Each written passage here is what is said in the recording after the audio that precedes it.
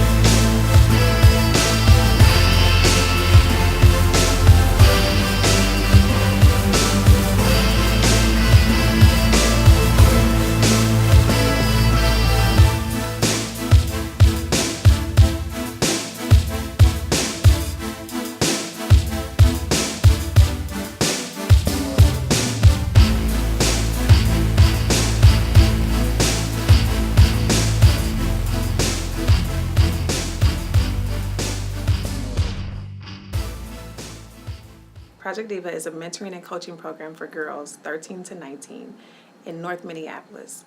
We primarily deal with 6 focus areas. They are academic, social, emotional, financial, health and wellness, and careers. And our goal is to make sure that each girl has an opportunity to grow in those 6 areas. We meet 10 months out of the year, from August through May, every Saturday for 4.5 hours. So it's a practice makes perfect, and once you do get to know your audience even more, you get more comfortable with each other, you'll be more willing to share. So let's see here. Number 4 is, everybody got know your audience? Mm-hmm. Okay. Know the room.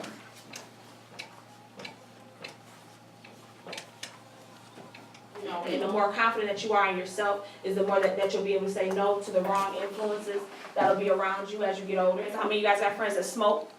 I mean, having sex? Let's keep it real. Yeah. Your friends that are having sex, doing something, pregnant.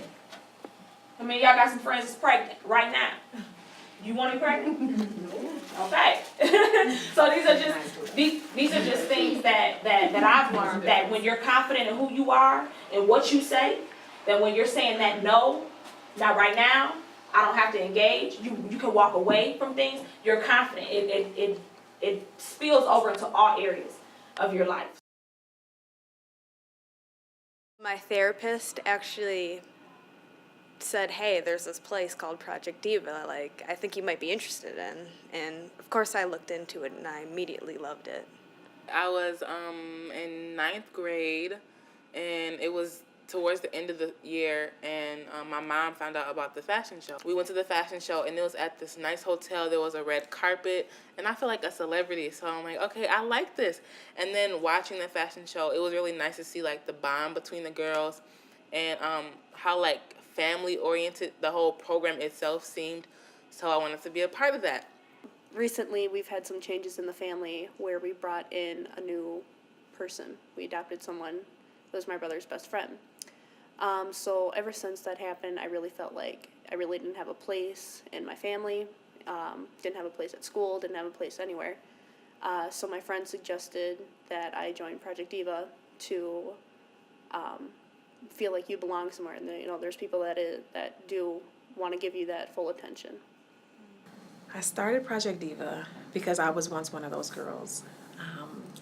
A lot of times, urban girls meet life at a disadvantage.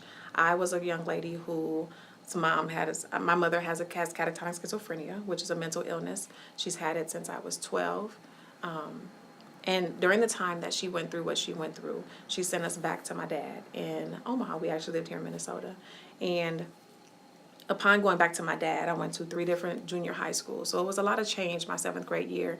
And I just remember from 7th grade to 12th grade, no one ever asking me how I felt about what I was going through.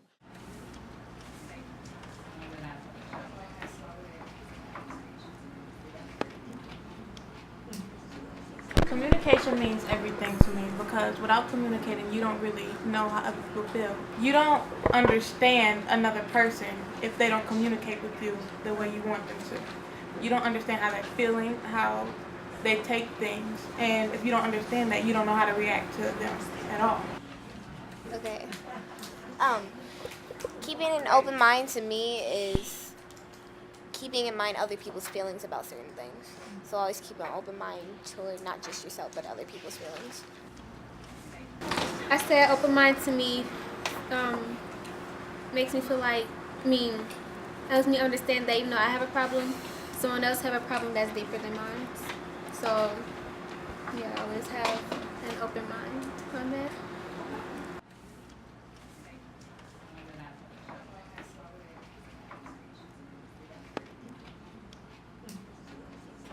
I want to be a social worker, mainly being a therapist for adolescents. So, yeah. I love telling stories.